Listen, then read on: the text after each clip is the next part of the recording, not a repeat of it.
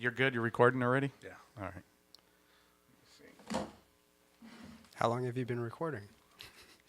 Oh, The entire conversation since you walked in. Scary. Oh, dang it. I just picked my nose, too. This is outtakes, the behind the scenes. So it's Jesse, right? Yeah, Watson? correct. All right. Let's see. Got to make sure who you're interviewing. Yeah. No, I got all my notes. And Bob just wanna Wiggins. pronounce it correctly.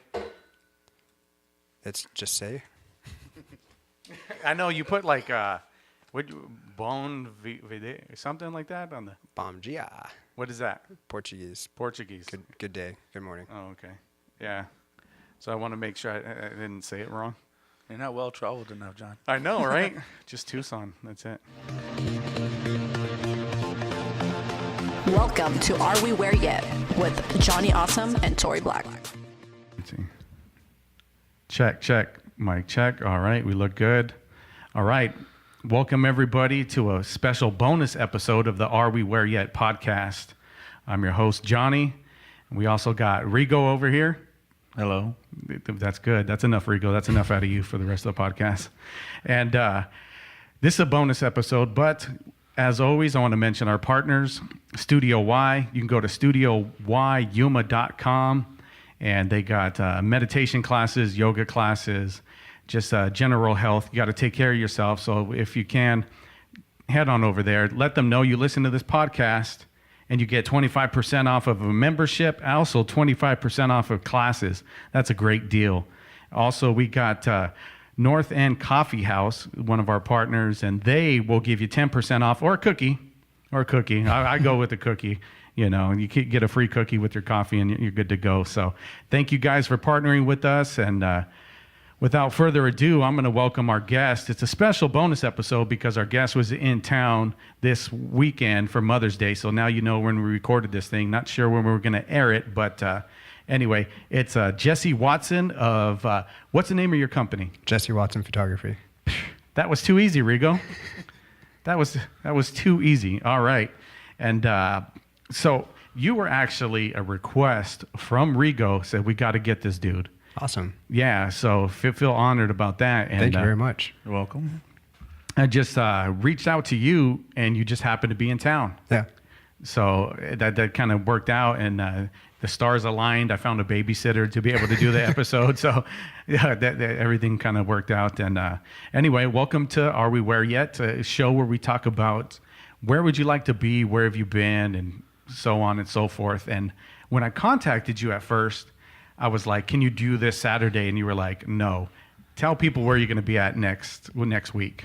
Next week I'm going to be storm chasing in the Midwest. So going after tornadoes and big supercells and stuff. Whoa.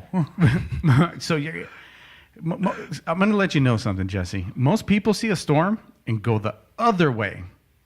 What? You're from Yuma. You don't see it. You get excited and you want to go towards it. So you go towards it. You're getting it. So what do you want to capture? What are you hoping to capture? Oh, anyway. So photography. So you do photography and video. Yes. Right?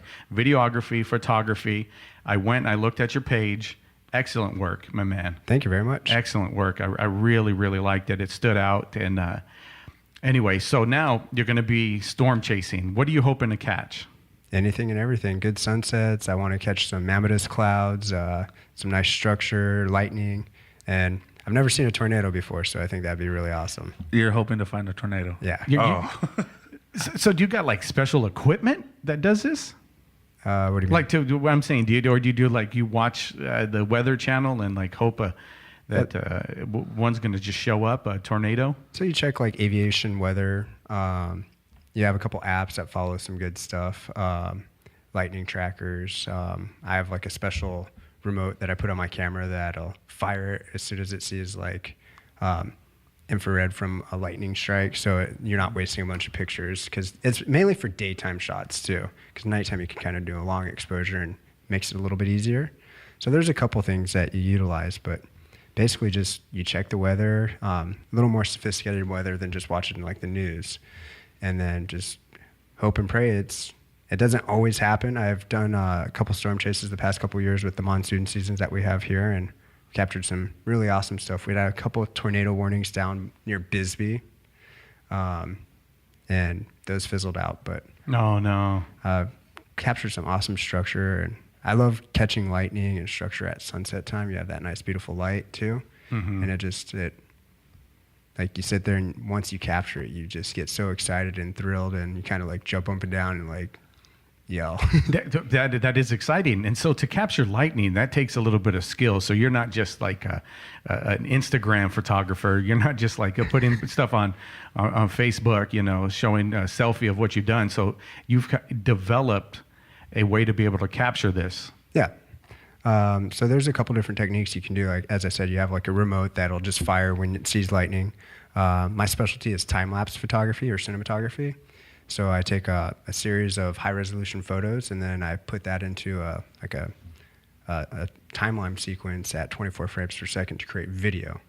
Yeah, a lot of people say they can do it with their cell phones, and that's possible. I mean, almost every cell phone has a time-lapse feature, but to capture the exposures in a certain way and to get the intervals to be like you do, you have to actually do it manually to get a really nice and professional effect.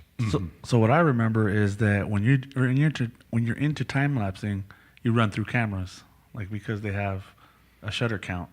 Have you run through any cameras or? I've had to repair a couple cameras, but the first time we shot together, back in 2009, 2010, that camera is still rolling. I had to replace like a shutter arm. Okay. And I mean, it's probably over 600,000 shots. So wow. Yeah, the camera manufacturers, they say you get like 150,000 shots or 200,000 shots. It depends on the camera and the camera model, but I've never had one completely fail on me. So, but you know that the type of photography you're doing is kind of putting some work on your camera. Yeah, but you also get a return on investment off of the equipment. So, you buy a camera for however set amount, but how much do you make from jobs, photography, or like selling prints, whatever your area is. If you're doing it professionally, you're going to get a return on investment. So like you kind of just budget in those costs and the cost of repairs, and if you have like insurance or warranty programs as well. Okay, so you kind of do the math a little bit and say, okay, I'm going to be able to make this much money, and so I'll be able to use this. What do you shoot with, by the way? Nikon. A Nikon. And Sony. So you got a nice Nikon, and you said, okay, this is going to last me about maybe a couple years or whatever. I'll be able to do this many jobs, and that's going to pay for itself plus. I'd say that's the mindset the past couple years. Okay. But previous to that, it was just a passion that I dumped my money in, and I ate top ramen for a couple weeks. So let's talk about that. Let's talk about the passion.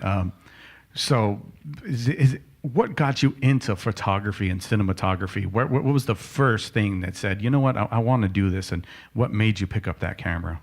Back when I was a little kid, I used to race BMX. I was sponsored by GT, and I just wanted to capture my friends and I like doing crazy jumps. So I grabbed like little disposable film cameras, and I took a bunch of pictures, and then ended up getting like a 35 millimeter camera. And then by the time I was 10, I think I had like an old 8mm camera, and I was just carrying my camera around in my backpack with me all the time. My friends called me Spielberg, and which is a good name to be called. Yeah. They're not calling you loser or anything, so that's good, right? Yeah. So kids can be brutal. Yeah. But no, that's awesome, man. They kind of spoke that on you. That's like, wait a minute, Spielberg. Yeah, I was kind of like a floater through school. I never attached to one group. I was just kind of like, oh, I hung out with some bikers. Oh, I hung out with some skateboarders. Oh, I hung out with some kids from drama club and all that stuff. Mm-hmm. So it just it transcended, and I kept on shooting and just different things. And then I got into motorcycles, and there's a famous stunt rider named Jason Britton, and I traveled around doing like stunt shows with him on my motorcycle. And he's black, and I took some pictures of him. And he's like, dude, you're the first person that made me not look like a shadow. Like you're traveling around with me. You serious? Yeah. That's how. Okay. So I photographed him well, and he's like, you photographed me better than anybody I've ever had. So it was just knowing the lighting, and I was 16 or 17 years old, and I'm traveling around with this like 30-year-old crew. At 16, you're just following your passion that started with some kids on a bike. And then now at 16 years old, or after some time at 16 years old, this guy's saying, hey, you're going to come on tour with me. Yeah. So, it was only going around like Southern California and Arizona, but I was... That's huge for me. Yeah, we were like going to hot import nights and stuff like that, doing different shows, and it was pretty incredible. And I was like, I wasn't getting paid, but I was traveling for free. Yeah, you're putting in the time and what you need, the hours to be able to not only make a name for yourself, but probably, I would say, develop your craft. Did you learn a thing or two? Yeah, I learned a lot about stunt riding, and that was something I was pursuing for many years as a teenager and into my early 20s. Mm-hmm. And then photography as well. It's cool to capture the environmental, like the behind the scenes, like them working on their bikes, them setting up the events, and then the physical, like stunt riding and getting in there and like having a dude do like a 180 stoppie right over your wide angle lens, and like knowing if he messed up, you were probably going to have a broken limb or yeah. But you're willing to do it. You're willing to get out there and say, you know what, I'm going to do what it takes to be able to capture this. The juice is worth the squeeze. The juice is worth. I like that. The juice is worth the squeeze. So you're out there, you're squeezing the juice, you're getting it, and you had to learn. You said like, what'd you say the name of the flip was? The stunt. So a stoppie. A stoppie. So you know the name of these things. So you're learning that as well. So you'll be able to capture them at their prime, doing their passion. Yeah. And you'll be able to kind of partner with them and be able to give them something like, hey man, you hit that good, and here's that picture. Yeah, and it's like I've done a lot of different styles of photography since then, but the common theme that goes with that is like connecting with your subject, and like you need that bond so you guys can communicate just by like looking and hand signals and knowing, hey, I want you to do this. Hey, there's like this trust and this relationship that you build, even if it's only for that day that you're shooting. You learn to kind of like connect with your subject and just read each other. So you're taking it kind of almost beyond photography in one sense, to be able to have the symbiotic relationship with, you said, your subject, who, you know, it could be what if it's an animal? Oh, that's the same thing. So I've done quite a few like nature shots, and you very much pick up, like, you know how people have their personal bubble. Mm-hmm. There's the same thing with nature. Like you can read it in their eyes. They're sentient creatures. I've dove with whale sharks. I've dove with regular sharks, and you can tell when it's time to like give them their space, or if they're willing to interact with you, if they're willing to want to. Not necessarily, they don't know they're being photographed, but they're trying to see what you're doing. Yeah, they don't think like, hey, the paparazzi's after me again. They're not Kanye West. Let me Vogue for you or something. They're just like, oh, what's this weird creature in my environment? So if you read them, like you said, you already recognize they're sentient. You're kind of already giving them their space, their ability to exist, but you're just kind of like, hey, let me share this with you.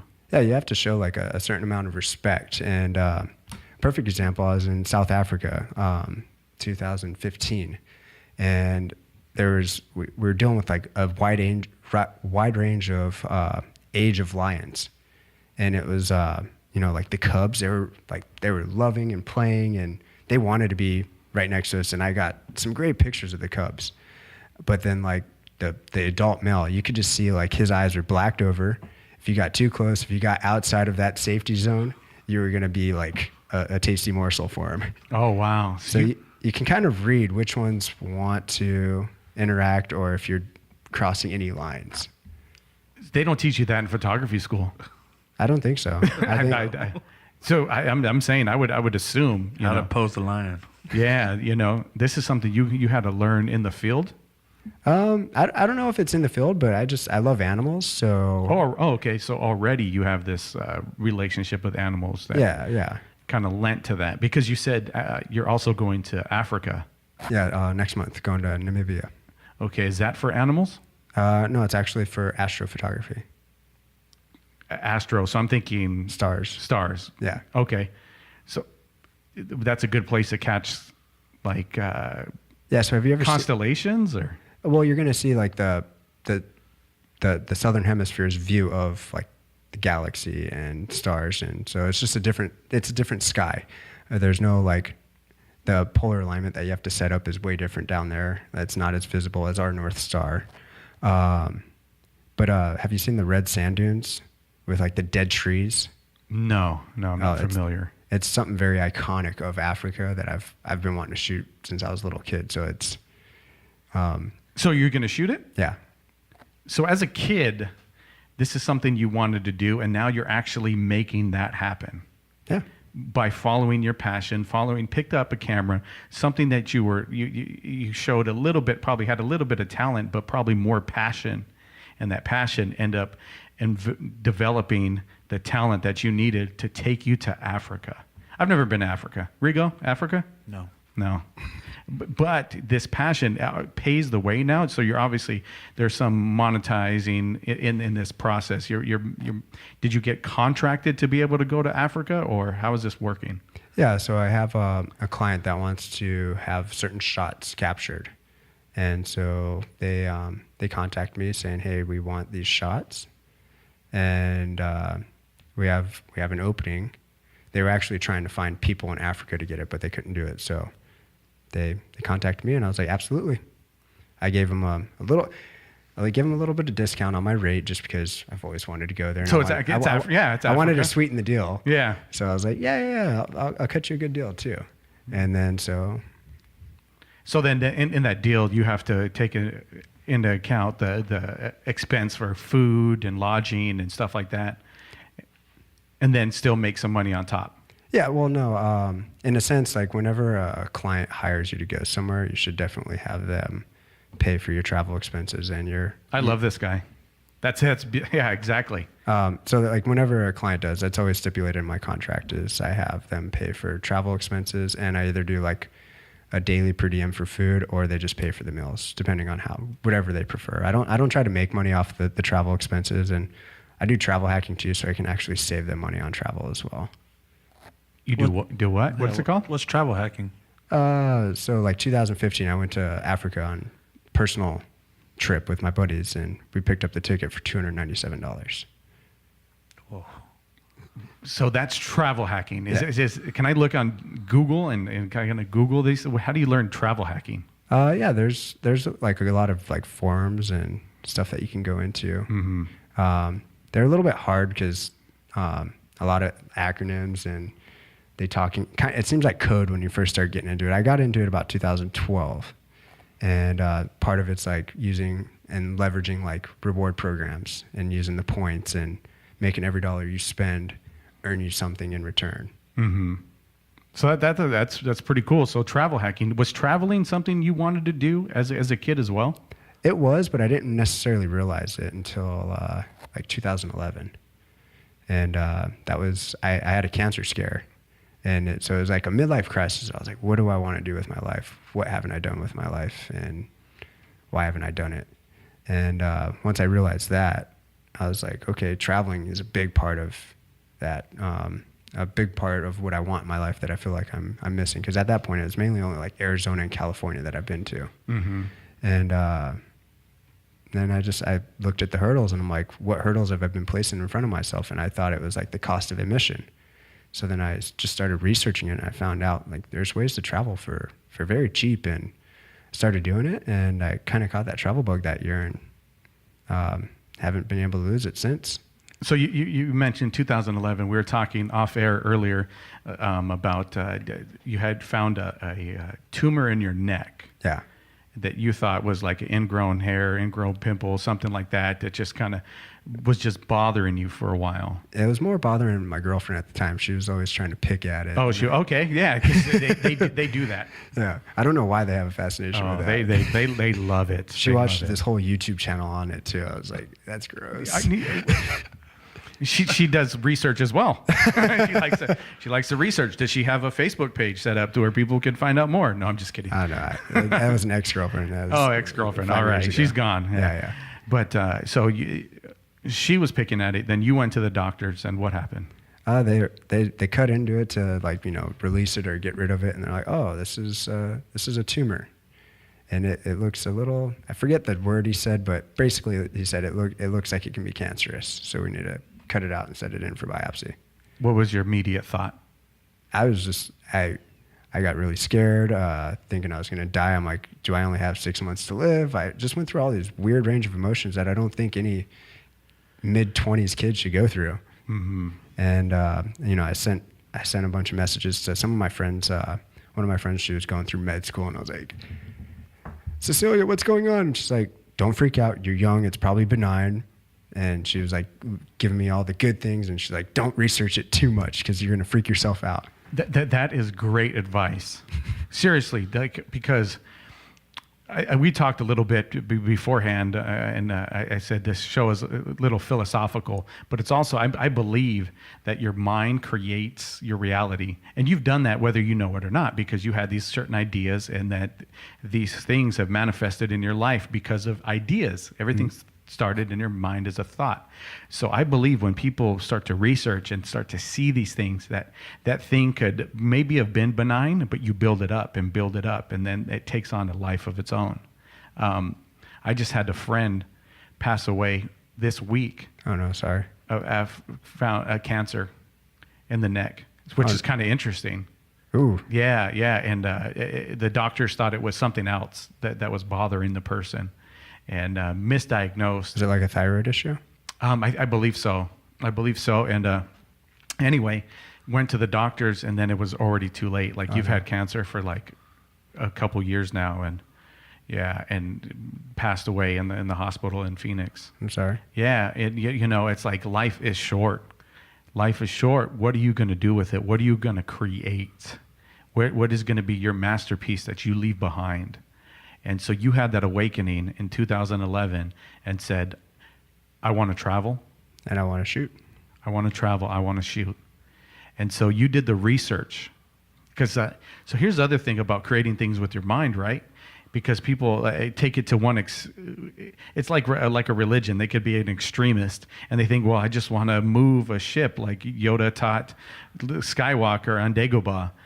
Yeah, but that's not going to happen. You have to do some work behind it. You put the work behind it by doing research. So you started doing this research, and then what happened?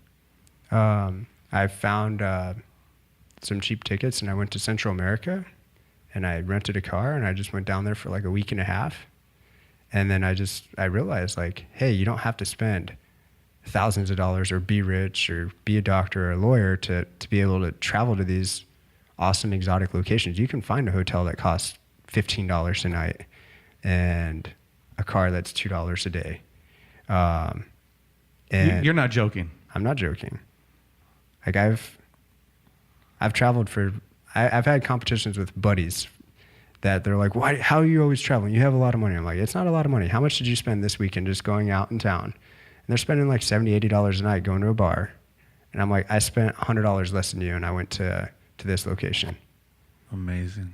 Wow. So you don't, like, I know everybody has this whole fascination with, like, it has to be a resort, it has to be this, but if you look like 2 miles away from the resort area, there's regular hotels that I guess would be like an equivalent of like a Motel 6 here. Mm-hmm. And they're dirt cheap around the world. I mean, I've been to Thailand, hotels like $7 a night. I'm guilty of that assumption as well. I follow you on social media, and I'm like, man, this guy is loaded. He's traveling everywhere. That's actually, I would say that was one of my thoughts too. It's like, oh, maybe he came from a wealthy family. My mom's a bartender. That's amazing that Wow. and that's exciting that you're able to do that, travel on your own budget, Yeah. through a budget. And I don't have kids. I'm not married, so I don't have some of those expenses and some of the limitations that some of my friends have. So I understand that. Like, I have a buddy who his wife's a doctor.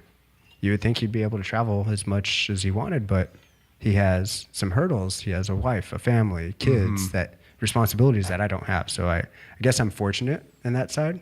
Mm-hmm. But, the grass is always greener. He has a family every night. Yeah, which is a great thing too. Yeah, definitely. And so what other people saw obstacles, you saw opportunity. Yeah. Which to me is beautiful, because it's all about perspective and how you look at it. This morning I went down to the river. I like to take walks in the morning. Went down into the river, and I just saw the beauty, and there was bugs all around, right? There was bugs, which could be a little bit annoying, but there's these certain flying, I don't know what they are, bugs that hover over the Colorado River, and fish jump up and chomp on them. And then that's their breakfast for the morning. So fish are eating. I just saw like the beauty in the nature that exists right there. And it's like, you know what? There it is, right there. That's it's all about the perspective. So you have this perspective of I am going to make what most people see as an obstacle, and that spending money at Jimmy D's or whatever bar they're going to, and I'm going to use that money and I'm going to go to Thailand, which is a place I would like to visit. And you did it. Yeah, it's last year I found like a glitch airfare. It was like a little over $300. So I called up all my buddies. I'm like, hey, Thailand in March, you want to go? And seven of them said yes. So we had 7 people, and we're splitting costs of hotels. So like, we did it real fancy one night. We got a hotel that was $100 a night, but split between 7 people. It was really cheap, and it was a beach villa. Wow. Okay. And it ended up being like, I think like $15 a person the entire stay for that place. And so I think that entire trip I spent maybe $600 with scuba diving and food and travel. Wow. Yeah, that's. I will admit that is not something I thought was even possible until today. Yeah, it's completely possible. It's just you have to like kind of be a little more open to the schedule. I know a lot of like people ask me, hey, I want to go to this location at this time. I'm like, if you can be a little bit more open and just kind of like wait for the deals and like the universe to open up something and be open to whatever the universe is providing and say, okay, yeah, I'll go there at this time. Exactly. And, you know, and a lot of the teachings about how to kind of be one with the universe, they teach like, look, you put the attention out there. You put what you want to do out there, and you let the universe take care of the schedule. You let the universe kind of let everything kind of flow. You don't worry about the details.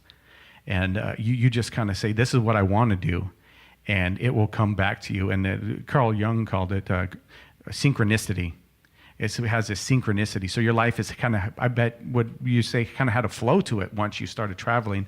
One thing maybe led to another? Yeah, it's always seems like that. I wouldn't say that I know the most about like energy and metaphysical and how the universe works, but I definitely know there's something going on there. So you would say there's something going on there? And I've witnessed it a couple times. I had this cat that I had for like 20 years. It's like the most consistent thing in my life. And she passed away a couple years ago, and like when she passed away in my arms, and I just felt the energy like she took like this one last breath, and then this energy just like it was like a vibrating, just went from her head down through her tail, and I knew she was gone. And it was I've never felt energy like that before, but ever since then, I've just noticed it and noticed it and noticed it. I had like a friend that's like, hey, what's the best time to go out to Castle Dome? And then like 2 or 3 days later, I had somebody that wanted me to do a photo shoot out at Castle Dome. And it was like all within this week or two, all this stuff with Castle Dome was happening. And I'm like, what the heck is going on here? But it's just another weird way that the universe says, hey, I want you to do this, or kind of like you're on the right track. Like, I'm with you. Yeah. And that's the way I look at it. It's like when you make those investments, you make those tiny little, even this podcast was just a little idea that I had seeing a video from my co-host, Tori Black, and she's done this thing. So we met, we just talked about it, and now we have this podcast. You know, it just started at this little intention, and things kind of just all lined up to be able to create what we're on right now. Mm-hmm. And so that's cool. So, and like you said, you don't maybe know the most about it, but you kind of do. You're just not aware of it because you're experiencing it. You're experiencing what the universe said, like, hey, let's have some fun. Because to me, it looks like it's like somebody, like the universe is saying, whoever's willing, let's go. Let's experience life. And it's in the way it's like the universe experiencing life through you, because it gets excited when you get excited. It gets sad when you get sad.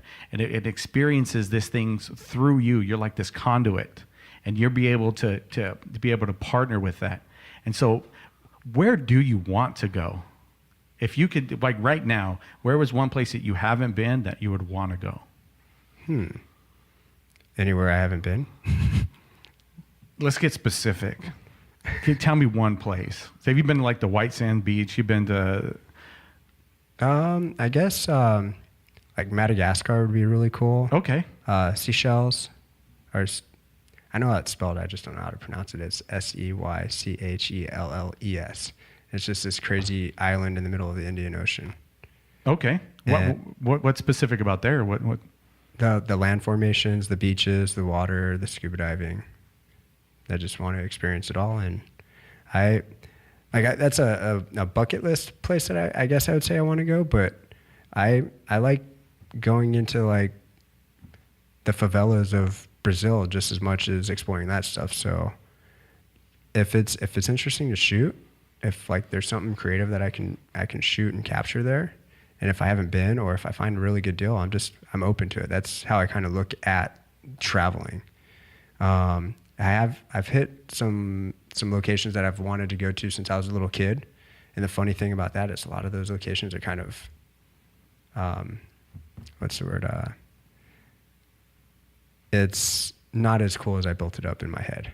Okay, a little bit of like, oh, I'm here, like over it real quick, or yeah, it's like, oh, I thought it was going to be this. So I've learned not to build up too many expectations for it, and just kind of be open, because even the smallest places that you wouldn't realize, and this is like with just stuff in life too, is the smallest things would mean the most to you that you would never even expect, or locations that you go to.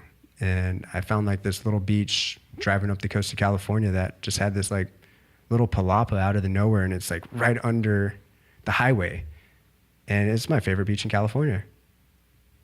So that's pretty cool too, because that's like a little surprise. Yeah. That's like a little oasis in the middle of California. Could be chaos, you know. That's one thing, but you're able to find something like this little piece, this little sanctuary, and all of that, and not even have to travel to Brazil or whatever. So we're in California. It's in between LA and Santa Barbara. Okay, so then you found this little place of heaven in the middle of Santa Barbara and LA, and you would say that's one of the best places you've been? That's one of my favorite beaches. Okay, favorite beaches. Okay. Yeah. And how'd you find it? I had a friend that wanted to meet me, and she lived in Santa Barbara, and she just wanted to have a picnic there. That's beautiful. You had a friend, you go out, you experience one of the best beaches you've ever been to. So Brazil, have you been to Brazil? I have. You've been to Brazil? I have a friend, he's actually fighting tonight. He's in Brazil. Oh, wow. Kelvin Gastelum, he was a former, yeah, you know of him? UFC guy. Yeah, UFC. And, he's been able to experience the world by perfecting his craft, which he was a wrestler here, and kind of just taking it to the next level, made the Ultimate Fighter show, and got on because his birthday was he was going to turn 21. He was going to turn the age that had to be on the show, so they wanted him on, but they thought he was just going to be a throwaway. Like, this guy's going to lose in the first couple rounds or whatever. Ended up winning the whole show. That's awesome. And now he's in Brazil tonight, and I have some friends that are over there with him right now, and they're putting pictures on Instagram, and I'm getting jealous. Like, hey, nice. This is super cool. All right. So, funny thing with the universe, when I was in Brazil, was who's the other UFC fighter from Yuma? He was like the champion. Kane. He was actually fighting.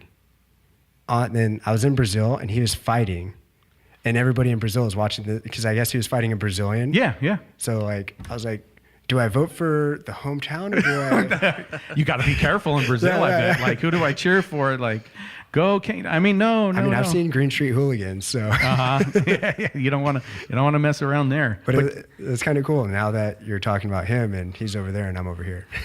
Wow. So you were there the same time Kane, and I went to high school with Kane, and so two guys. Well, you're not from Yuma, but both from Arizona, I would say. I'm from Phoenix. I moved over here right after junior high, so I've been here since 2000. Oh, you've been here for a while. So then both you guys in Brazil at the same exact time. That's pretty cool. Well, I think Kane was actually up here. Oh, he was here in Yuma. He was fighting, not here in Yuma, but here in the States, and he was fighting somebody from Brazil. Gotcha. So it was kind of flip-flop. Yeah. It was a little flip-flop. Oh, gotcha. That's cool, man. So you said your bucket list. You got some places that you want to visit. Mm-hmm. What's one thing that you'd want to capture?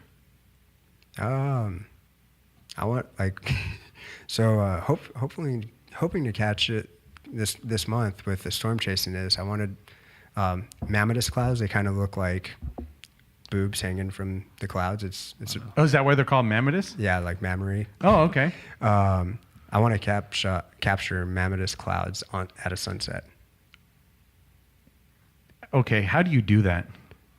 Is there some kind of You just hope for the right conditions, and hopefully it happens at sunset. I've captured them in the middle of the day, like twice, and they're very faint.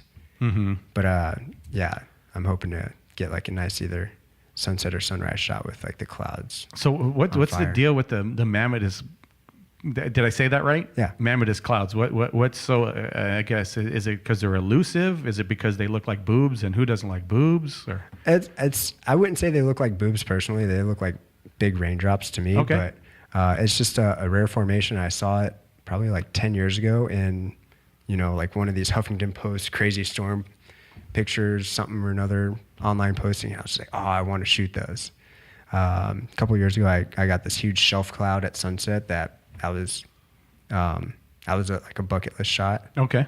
And so I just have like these shots that I really want to get. And sometimes with weather and sunset, it's hard to capture them both at the same time. So you just keep on shooting and chugging away until it happens. So you got to have the right conditions. So the universe really does have to partner with you and your intentions to be able to create this. Yeah, and you just be persistent with following through and shooting and being there. And I had one time where I was like, okay, we're going to the beach. I'm not going to bring my camera gear because I don't want it to get sandy.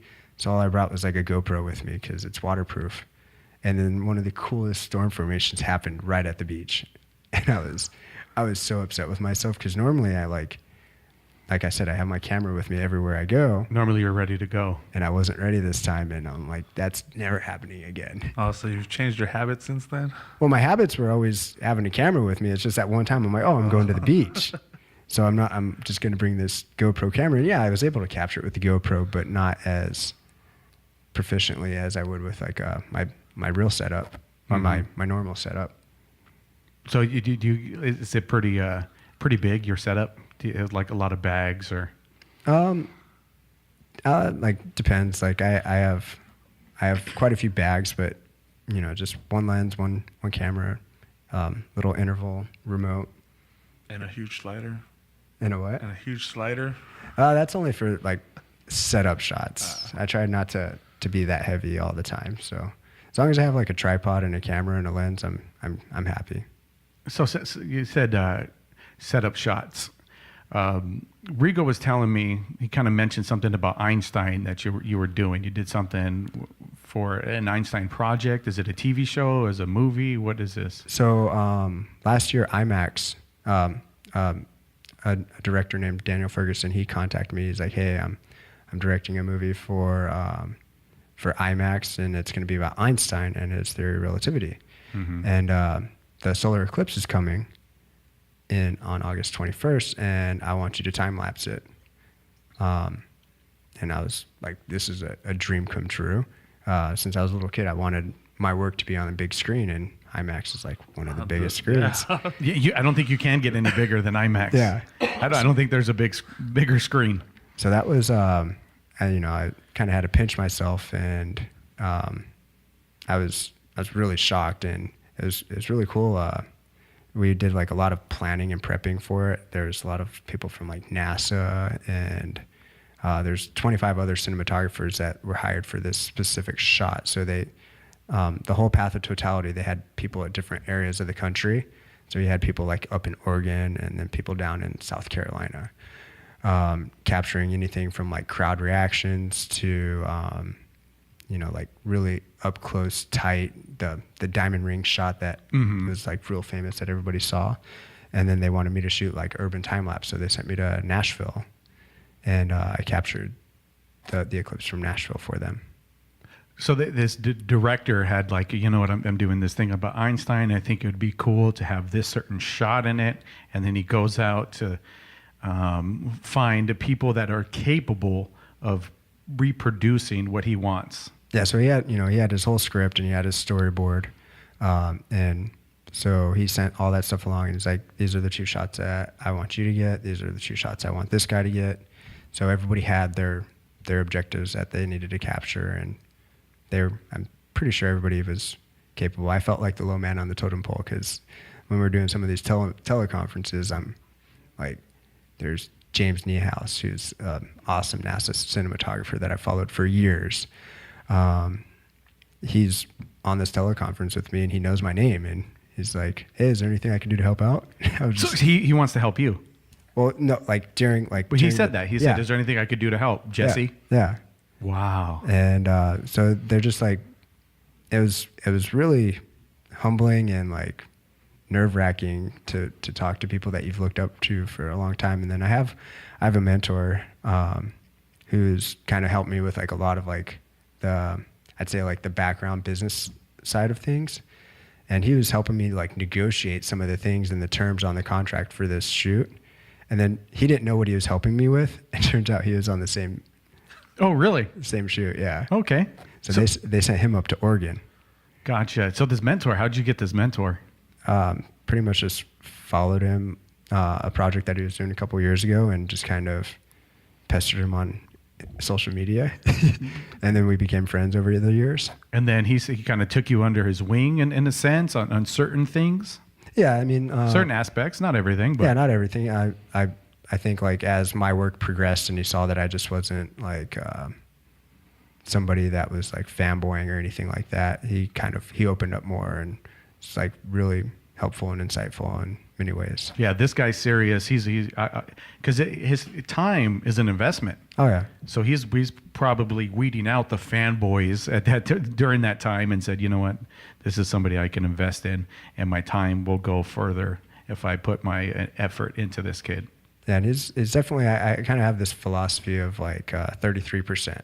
So I try to like surround myself with 33% of people that I like have achieved what I want to achieve and like where I want to be. And then 33% of like people that I can, like peers, friends, and then 33% of people that you can help out and help them achieve their goals.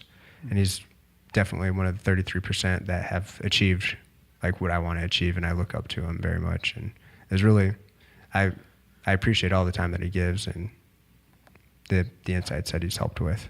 So, and then within that 33%, you kind of pay it forward then. I try to, yeah. You try to. So maybe in the future, there's going to be some kid that's going to pester you on social media or whatever, keep at you, and you're going to be like, okay, this is the one. This is the one that's worth my time. Because there's probably a bunch that aren't. And that's just the way the world works. You know, and there's nothing wrong with that. There's one of the guys I follow that he kind of says, look, if somebody wants to come and learn from you, push them back to themselves, give them a task. Say, okay, here, this is my favorite book. Read this book, and then we'll discuss it. And if they don't read the book, that's not the one. Really? Instead of feeding them for a day, teach them how to fish, and they'll learn how to feed themselves for a lifetime type of thing. Exactly. So that's kind of a good philosophy. So you mentioned the 33%. I like this. Is this something you developed or something you heard on a... I heard it probably like 10 years ago. I don't remember where, but I liked it and I picked it up and I just kind of rolled with it. And yeah, I have like quite a few. I'd say it's more of like friends that want to pick up like photography, and I've helped a couple of them out, and so I try. And then people that want to like get into traveling, I've helped quite a few friends get into that too. Mm-hmm. So that's part of the 33. So you've heard this somewhere. It kind of resonated with you. It stuck with you, and you developed that into part of your core being of who you are. So are you, because people could look at something like that, well, that sounds like too hard. That sounds like math. For you, break it down a little bit for me. I'd say it's more like a perspective thing. So like, say some young kid, he looks at me or you and he's like, man, these guys are successful. But then when you and I look at each other and like we look where we want to be, or we look up to the people that we want to be, we're like, man, we're nowhere near successful. This person's successful.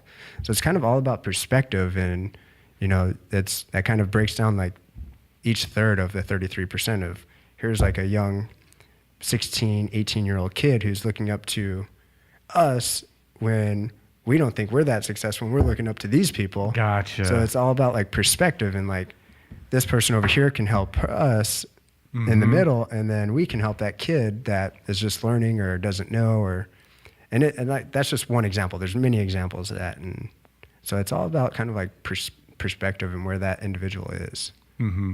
And it's like, you know, if you have that flow to it, it kind of works better because like a river flows into the ocean, and that's what keeps it going and keeps it vibrant. I think it's the Dead Sea that has no outlet, nothing to flow into. And that's why it's the Dead Sea and nothing lives in it, because it doesn't give anything back. It just consumes. It's constantly consuming. So within that is nothing but death. That's where kind of things die. So you have a good philosophy of, okay, I'm going to consume, but I'm also going to give back. I dig that, man. That's kind of what this whole show's about. And you were mentioning about meeting somebody that you followed as a photographer. You said for NASA. Yeah. Or being able to talk to the guy. That was a teleconference. A teleconference, and he's asking you, hey, what can I do to help? So even a little bit of like role reversal, like he's like, I'm here to serve you, which is pretty awesome to be able to be asked that. So, do you think you've kind of, you like, okay, I've made it? Not even. Not even. I don't think I ever want to even be able to say that, because then that eliminates the hunger and the drive to want to succeed. And if you felt like you've already succeeded, what are you going to do after that? Mm-hmm. So I think if every time I achieve a goal, I think I always kind of build a new one, or never felt like I've done enough yet. There's never enough hours in the day to freaking do everything that I want to do to like make myself happy or my customers happy or a girlfriend or whatever. But you have to have a balance though. Like, so there's you do something and are you able to enjoy it though? And be, not like I'm totally satisfied, but I do enjoy what I'm doing while I'm doing it. And then I know that there's going to be another sunrise. Yeah. I mean, the thing that I enjoy the most is just like traveling somewhere and shooting. Every time I do that, I feel like I'm centered. I'm where I need to be, where I want to be. And it doesn't feel like work, even when it is for like a project, or whether it's personal or for a client. It feels right. It's where I enjoy being the most. And yeah, so what would you say to somebody that's not even just dabbling with photography, but just dabbling in their passion, that's saying like, I kind of want to go this direction. I feel something within me that wants to go this direction, that doesn't maybe necessarily have that cancer scare or have that kind of an experience. But what would you say to somebody that's saying, hey, I want to try my hand at this? If you want to get good at anything, I just say immerse yourself in it. Do it until it becomes second nature, as natural as walking comes to you. I've raced BMX professionally. I've done stunt riding. I've done filming. And I've gotten pretty good at almost all of them. And the key to everything I've done, I wouldn't say that I'm like the most naturally talented at this stuff, is I just do it until like I put in hours and hours a week. When I BMX raced, I did like 50 quarter-mile sprints every week. I like on the BMX bike. Shooting photography, I go out and shoot like at least 5 times a week. Then when I'm not shooting, I try to research different things. So I try to like learn, do, and repeat, learn, do, and repeat. So it's just repetition and being kind of neurotic and just diving into it full. So what about like when somebody says, well, I don't have that much time, or yeah, but I have all these other responsibilities? What would you say? That comes into like prioritizing what do you want to do and cutting out the fluff. Because there's probably a lot of fluff that people don't even realize. Fluff, hurdles, like it's kind of like remember when you were a kid and you're trying to ask a girl out and she's like, oh, I don't have any time. Well, she does have time. She just doesn't prioritize you as being in that time. So when you're saying, oh, I don't have time to shoot photography, it's like everybody has time. It's just, where do you prioritize that time? Like, do you want to make time for photography?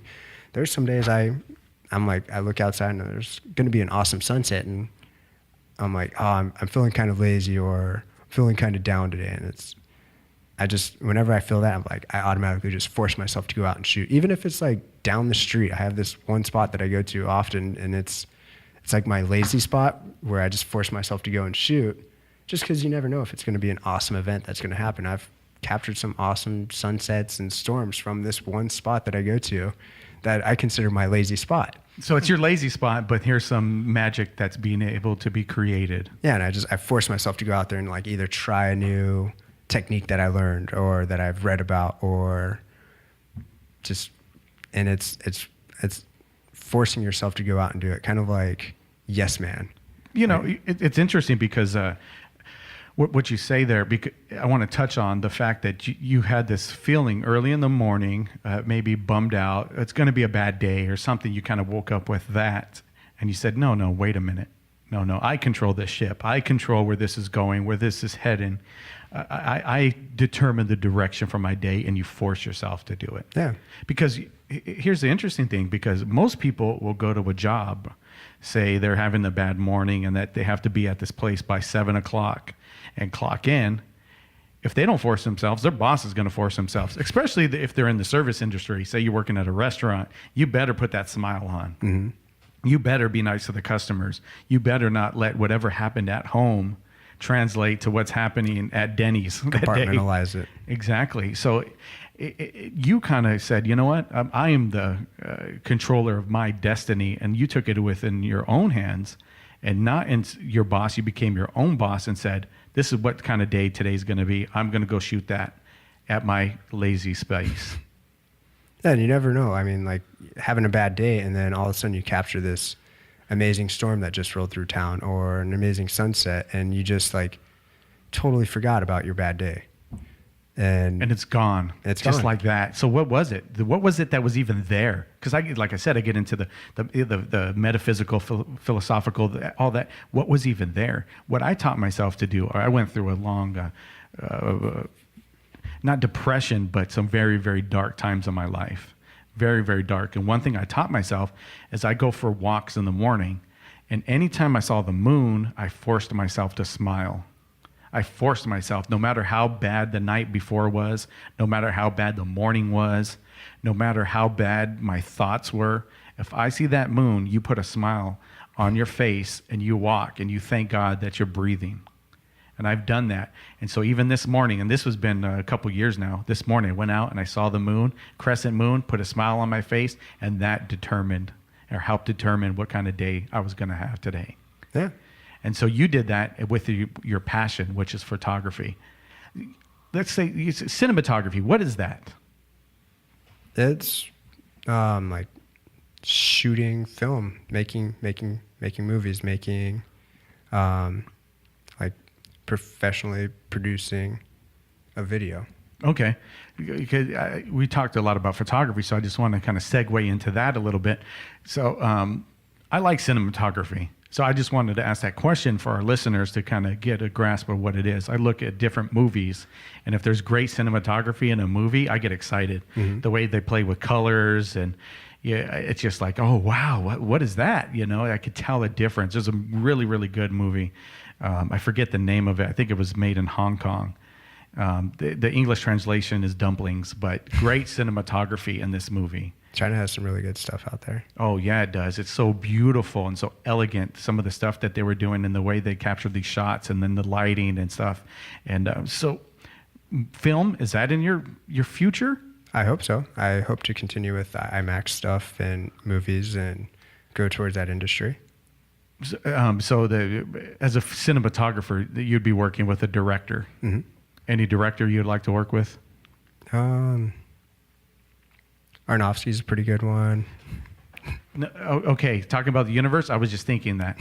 No, I'm dead serious. I was thinking that right now because he's one of my favorite directors. But go ahead. Why him?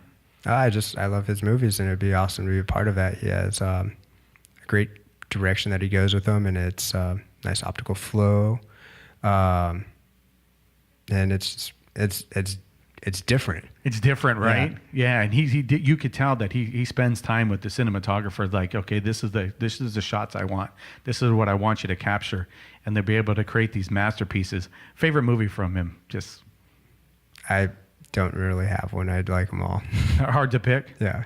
Oh, okay. One of my favorite movies is if you've seen it, it's called Samsara. Samsara. I haven't seen that one. Yeah. It's by him? No, it's not by him. Oh, it's just one of my favorite movies in general. Samsara and The Fall, two of my favorite movies. And the great cinematography in these movies? Yeah, excellent cinematography. The Fall actually has like a plot and a story, but it's you watch the movie and it's kind of crazy. It's set in the 1920s, and this guy's a stuntman, like he's like a Hollywood stuntman, and he injures himself, so he's at a hospital, and he's trying to coerce this little girl into doing something for him. So he's telling her these elaborate stories, and so the movie just picks up into what the girl's imagining the stories being, and then it's shot in all these crazy places around the world, and you look at these shots and you're like, this is like CGI, but every spot is real. Mm-hmm. It's like actual location in the world. Every shot. Yeah. No CGI. No. So it's just amazing. I recommend. And you said The Fall? The Fall. It's from 2006, 2007. Okay. I have to check that out. Rigo, you're shaking your head. You've seen it? No, I haven't seen it. I'm gonna check it out now though. It's a great movie that hardly got any recognition. No, it didn't get the recognition it deserved. You saw it. You're a cinematographer. Sorry. And you saw the beauty that lied in it. And okay, I'm gonna check that out. I'm an IMDb nerd, so I get on there all the time and check out movies, and I like to find those little quirky ones that maybe too many people haven't seen, like Dumpling. Which check out Dumpling. I would like to just get back to me on Facebook, and I would like to see what you think about Dumpling. Definitely.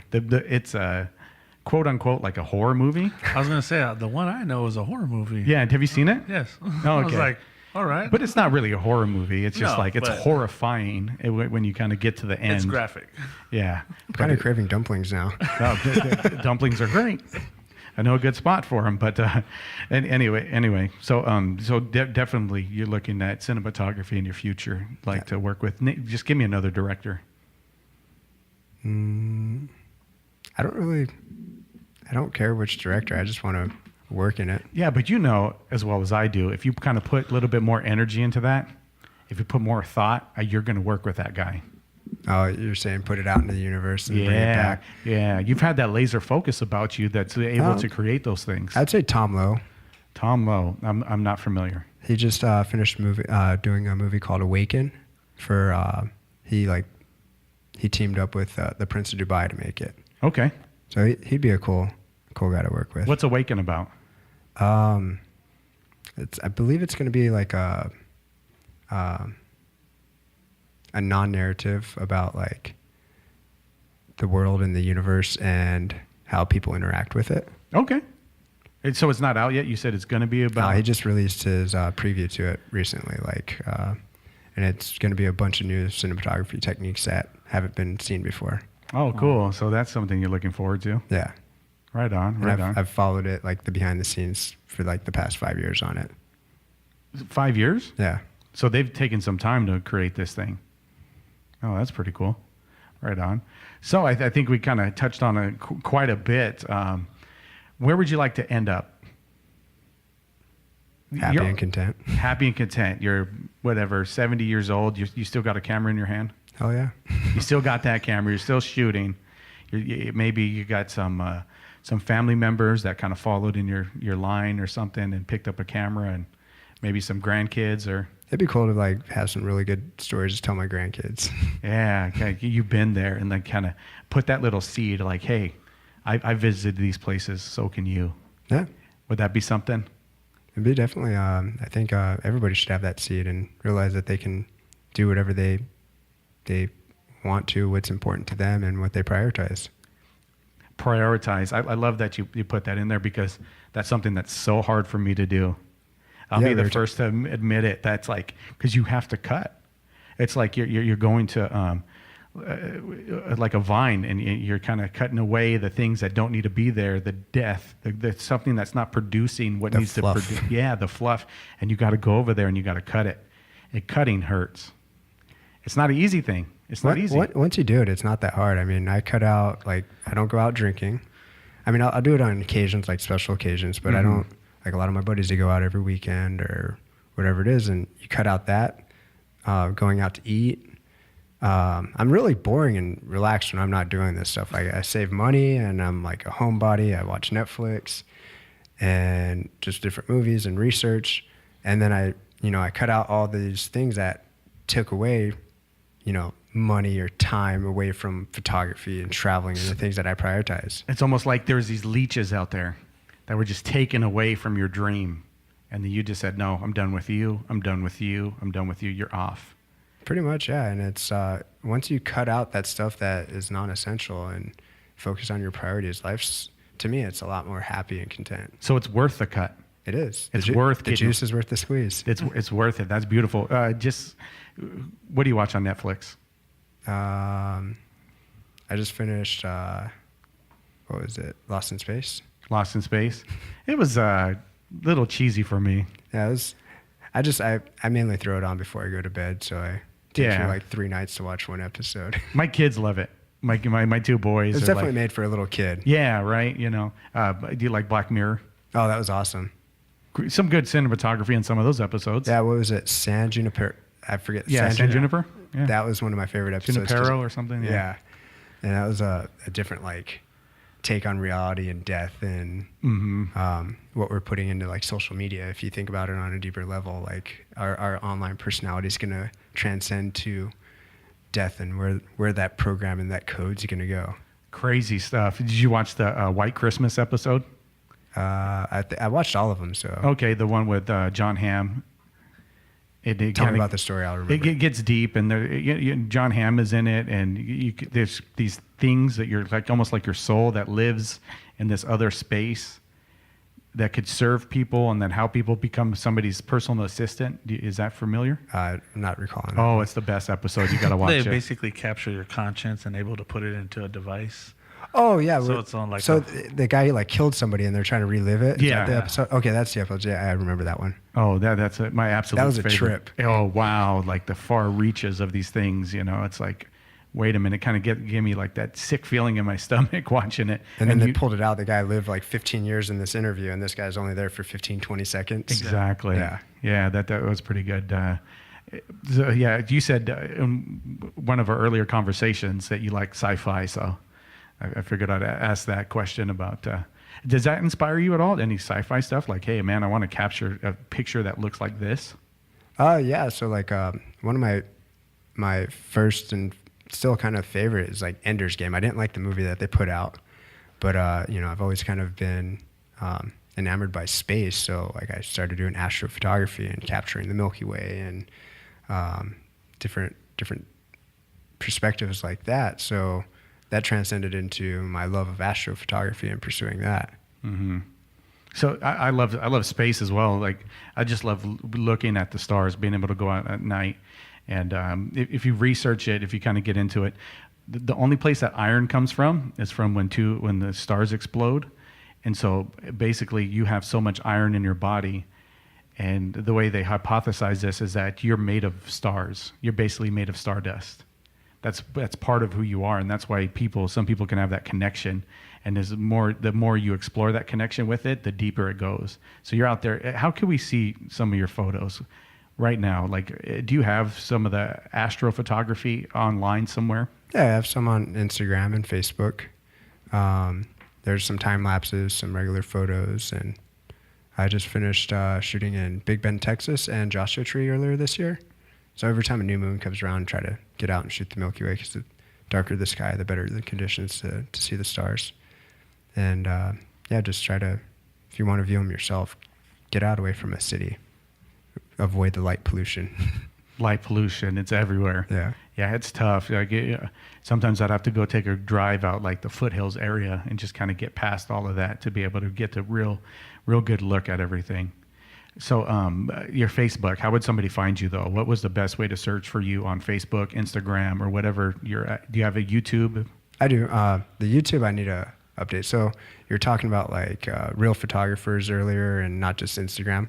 Instagram and social media is kind of a part of it, but I'm a bit introverted, so doing that stuff's kind of like takes a lot of energy from me. Okay. So I've been working on it the past like 2 years, but on Instagram and Facebook, I'm under Jesse Watson Photography. YouTube, I need to switch that. It's my old motorcycle stuff. The name is Cycle Monkey, so I need to switch that to Jesse and Trent. You'll get to it. You'll get around to it. Yeah. When the need's there. I finally made enough subscribers where I can change the name. Oh yeah, because they have that so many to be able to get a URL or whatever. Yeah. Yeah. So that's the best way to find you. Yeah, Jesse Watson Photography. No website yet? I have a website as well, jessewatsonphotography.com. Okay, and then has some of the pictures that people will be able to see. It has like some pictures, brief like overview time lapse of like some of my skills and services that I offer.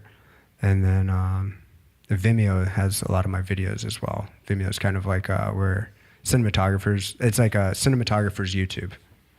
Yeah, they have like a different the way they upload it and capture better HD. Is that what I think I've heard about Vimeo? Yeah, it's just YouTube's kind of turned into like a vlogger thing, and then or like like I've seen podcasts, I've seen vloggers, and like Vimeo's kind of where like cinematographers, where I go and I research different cinematographers that I like, and you see like more cinematic short movie films versus the stuff that you see on YouTube. So then that'd be a good place to catch some of your cinematography, kind of get a Definitely. feel of who you are. Yeah, I have more videos on that than I do on Facebook or Instagram. And that's the Jesse Watson again? Yeah, Okay. Jesse Watson Photography. Well, cool, man. We're kind of wrapping up here at the end right now of the episode. I appreciate you taking the time to come in. You said it was down here for Mother's Day, and it's your mom's birthday. So happy birthday, Mom. Shout out on the podcast. And I appreciate the time. And will you share some of those pictures that you take with us? Yeah, Yeah, if you can, just you can find us on Facebook. Same thing. Are We Where Yet podcast? That's AWWY podcast on Instagram, and just kind of share some of that stuff. I'd like to see where you go and kind of where you've been, and maybe have you come back on the podcast for season 2 or season 3 or something, and Awesome, kind of man. revisit our conversation and kind of see the direction that you took everything. And I want to hear that you worked with Aronofsky. Seriously, I'm going to believe with you. We're going to faith. My favorite book says, wherever 2 or more agree on something, it shall be established on earth. So we're going to believe on that, and you're going to work with him. I think it's Clint Mansell that does all of his composing for all of his movies. And my favorite composer. His music is so beautiful. And I just got happy when he retweeted me one day. nice. Yeah, that was like my thing, He retweeted one of my tweets. It's just like I was floating. That made my day for the rest of the day. So if you like music, check out Clint Mansell. That'd be great soundscapes for shooting. But anyway, Nice one. thank you for coming. Do you want to say anything else before we close? Thank you for having me on the show. Sorry if I'm a little awkward. I'm used to being behind the camera and not really on this side of things. So I appreciate the opportunity. Yeah, well, you did great, man. You did really, really good. And I look forward to watching your career. Thank you very much. And I look forward to keeping up with you too. All right, thanks. Well, thank you guys for listening. This has been another episode, the bonus episode of Are We Where Yet podcast. Make sure that you subscribe on iTunes, Google Play, Spotify. I think we're on, what's it called? I forget. We're everywhere. Just subscribe and then leave us a rating and a review if you can. That really, really helps us out. Well, thank you. Until next time, goodbye.